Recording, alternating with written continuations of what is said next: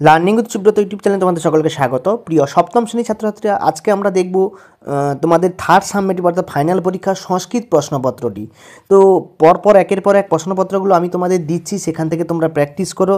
সংস্কৃত প্রশ্ন মূলত সব স্কুলেই পরীক্ষা হবে 7-এ। তো এই প্রশ্নগুলো এই অধ্যায় থেকে যে প্রশ্নগুলো দেওয়া আছে, তো সেই প্রশ্নগুলো তোমরা দেখো এবং এখান থেকে অনেক কমন প্রশ্ন তোমরা পেয়ে যাবে। এবং এই প্রশ্নপত্রগুলো তোমরা যদি প্র্যাকটিস করে যাও, পরীক্ষার খাতায় কিন্তু তোমরা লিখতে পারবে। যাদের সংস্থার প্রশ্ন হয়, আবার হাতে প্রশ্ন হয়, তাদেরও এগুলো খুবই ইম্পর্টেন্ট। তোমরা এগুলো প্র্যাকটিস করে যাও এবং এর সম্পূর্ণ উত্তরগুলো তোমরা বই থেকে কালেক্ট করো। যেসব উত্তরগুলো পাবে না তোমরা কমেন্টে লেখো, আমি সেই সব উত্তরগুলো তোমাদের মেনশন দাগ নাম্বার দিয়ে করে দেবো।